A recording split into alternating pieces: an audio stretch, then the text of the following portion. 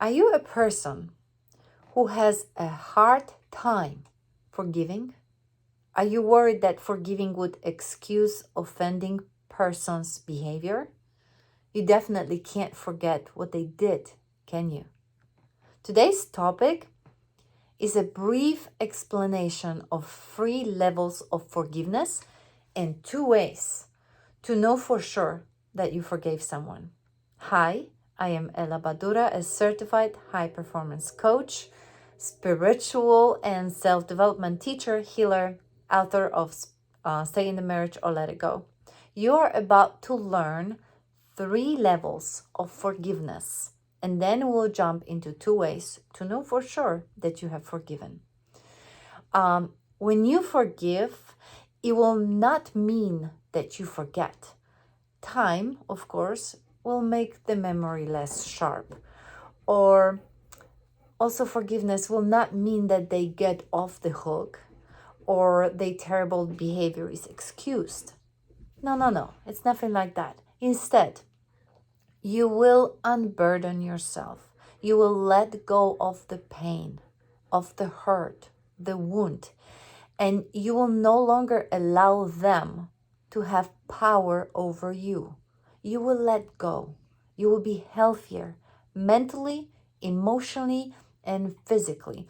And once you forgive fully, you will be able to manifest miracles in your life. Forgiveness ends victimhood. Forgiveness ends old patterns and limitations. Forgiveness ends karma, rewrites your Akashic records. Forgiveness releases guilt, releases shame, releases regrets, and brings peace. So are you ready to have it all? Are you ready for all those gifts? Are you ready to have a successful and joyful new life? So here are the 3 levels of forgiveness, and then we'll jump into 2 ways to know for sure that you forgave. So stay till the end. Get ready, set, and let's go. First level, forgive them. No matter what they did to you, how often, for how long, or how close they are to you, how closely related they are to you, you feel hurt. It could be any form of abuse, neglect, wrongdoing, or being accused of something that you didn't do. Or maybe you did something that burdens you.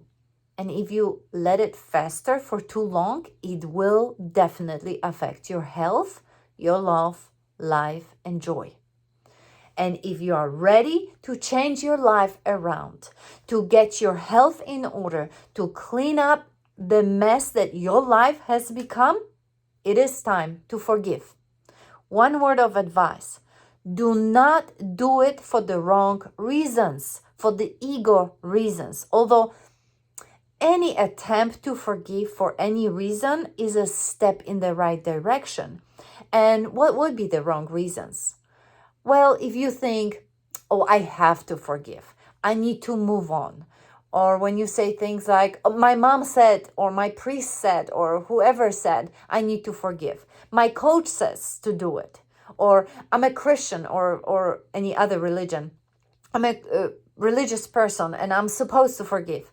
Or I want to forget what happened.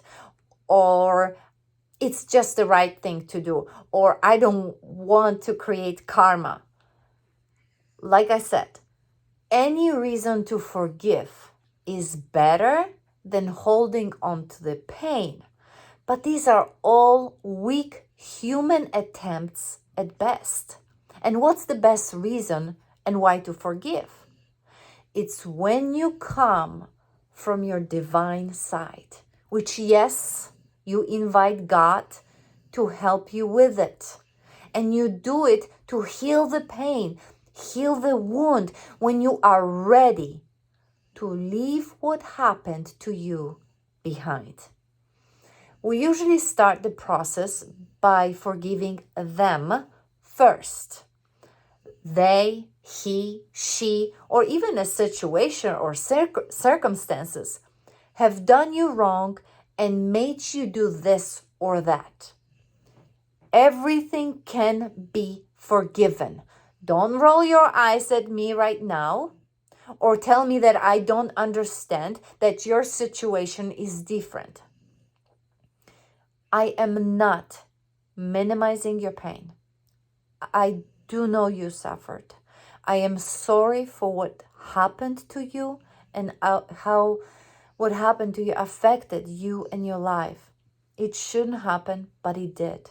And no matter what, you have so much light in you that you are capable of forgiving. This is what I call your divine side, your divinity, your goodness, your godness within you. So how do you forgive them? And that's the first level. Refuse to hate them. Yep. Or self, if you have done something that you have a hard time forgiving yourself. Refuse to hate. That's the first level. It does not mean you forget. It does not mean that you excuse them or they change their behavior. It does not mean it's easy. You can even have an attitude about it. Gosh, they're terrible people. They don't deserve my forgiveness. They should burn in hell. They are the worst. How could they? And on and on. Okay, that's your first level. You can say these things. You can even say, you know what? I have a hard time forgiving them, but I am willing to do it. My intention is to forgive. I don't know how, but I am willing. That means I refuse to hate them. Cry if you must, yell or punch a pillow if you must, and say, I am willing not to hate them. By doing that, you also took their power that they held over you from them. And sometimes your ego wants to parade and say to them, I'm a better person than you because I decided to forgive you. You don't have any power over me anymore. And especially that last part is a little bit weird. When you say that you don't have power over me anymore. They don't care, or they may not care if you forgive them or not. And often they think that you are crazy because they have done nothing wrong to you, right? Those are people who are in denial or narcissist or they are psychotic. But if someone, for example, comes to you and asks for your forgiveness, oh man, that is a very rare occasion. It takes a humble and spiritually mature person to go to someone they hurt, to admit to their wrongdoing and ask for forgiveness. If such a person comes to you, treasure it. Accept their apology and forgive, even if you don't want to at first. Majority of people are too scared, too ashamed, too prideful to admit to a person what they did. So if someone like that comes, it is a gift to you. That person helps you evolve and grow. You don't have to like them. You don't have to trust them again. You don't have to go on a date and pretend with your ex or pretend like everything is fine, that you are friends again. Wish them peace and feel your own peace growing inside. And I will use my favorite quote by Mark Twain. I used it in my book, I believe. Forgiveness is a fragrance that violets sheds on the heel that has crushed it. What they did to you is on them. It says about them. You don't need to leave with the smell of it. What you choose to do about it says a lot about you. So, like Violet, refuse to hate them, okay? Now let's move on to second level. That is, forgive yourself. It doesn't have to be a separate level or a second level. It can happen simultaneously at the same time as the first step. And oftentimes it does happen that way. Forgive them and forgive yourself happens at the same time. But this level is actually harder, forgiving yourself. And you'll be like, wait a minute. Are you freaking kidding me? Forgive myself for what? They hurt me. I don't need to be forgiven. I know they hurt you, and I'm sorry. And it may sound harsh what I am about to say right now. The second level of forgiving yourself is actually asking yourself, what can I learn from that? What can I learn from my abuser, the wrongdoer? What can I learn about myself? How did I contribute to that pain? What can I change in me or around me to avoid the similar hurt in the future? And often it requires looking honestly at yourself. For example, many people are in a terrible relationship or job or other circumstances, right? It doesn't work for them for a very long time. It has not been working for them. But they don't respect themselves to do something, to speak with them, to be treated with dignity, to how they want to be treated. Yeah, sure, some have the same merry-go-round fights and often with yelling at the victimizer, which means giving him or her even more power over you if you're losing your cool. But nothing changes.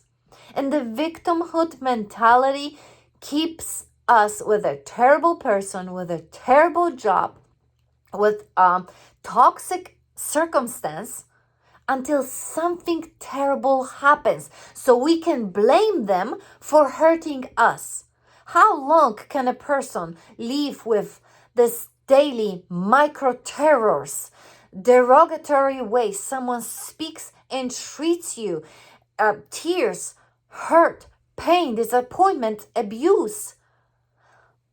There are no medals of honor for being a martyr. Why do we allow others to kick and spit at us and again until that one terrible thing? What are we waiting for? What don't we remember? That we are divine. We are created perfect.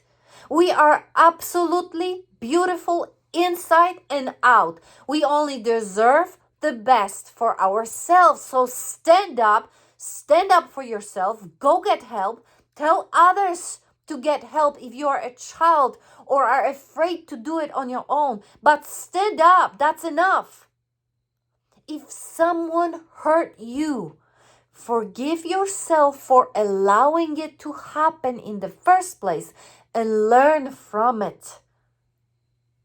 Were you lowering yourself? Were you feeling insufficient, unworthy, unsure, unloved, undeserving, worse than someone else? Do not stay in a bad situation until they do that one extra thing. Oh, now I can be angry at them. Now I can't forgive them. No way. It's actually silly, you know? The relationship was dead long time ago, but you were waiting for that one last thing that you can tell others that is unforgivable.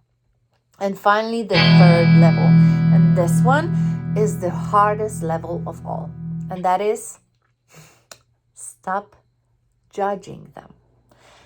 Don't go back to what they have done. Do not repeat what harm they caused you. Don't say things, how could they?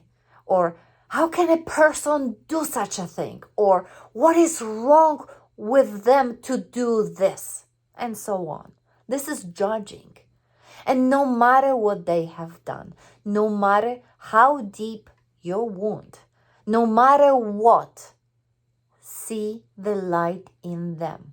And this is the hardest part, because some people will stop talking about the past wound, or they will just briefly explain to a new person, just to give brief like background details, but they have no emotions saying it. And other people will no longer repeat the story of what happened. But there is one extra step when it comes to no judgments, and that is to see the light in those who hurt you. No matter how dense they are, and no matter what terrible thing they did to you, they are divine, just like you. And you can pick up the coldest, the darkest, and the densest of all the rocks, and there are still light particles in it. It is the same with the worst of the worst people.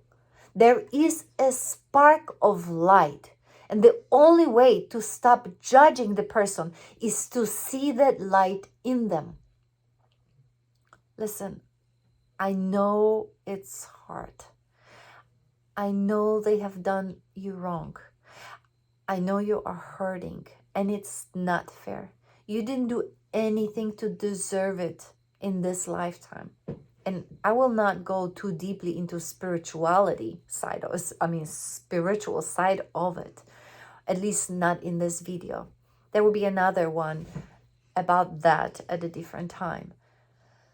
There is so much to tell actually about the judgment and all things spiritual and about personal development, and I could be talking to you for years nonstop, and I will not run out of the topic. It's just my charm. My mouth cannot shut up once I'm in the zone. But today, let's go back. I am very sorry that you have been hurt. But the only way out of your pain, out of your resentment, out of your misery, the sickness, the disease, the hurt, is to see the light in them. It is okay if you feel and think otherwise. Just say, look, I do not see the light in them. I don't see anything good about them at this time. But I know that they are divine creation, just like me. They come from the same source as I came. And once they were perfect little babies. And so I know that somewhere in them is a spark of light. Okay? You can even go a step further to know that they had a certain role to play in your life that triggered some wound in you that needs healing. And if you refuse to see a light in them, you confirm that there's no light in you. And you know it's not true. You know it's not true. I will record a video about soul contracts and how they play roles in our life in one of my more spiritual videos. For now, that's all what I wanted to say. So let me repeat those 3 levels once again. The first level, forgive themselves, and that is refuse to hate. That's your first step. First level. Second level, forgive yourself, and that is, what can I learn from that about myself? What can I change in my life? That's your second level.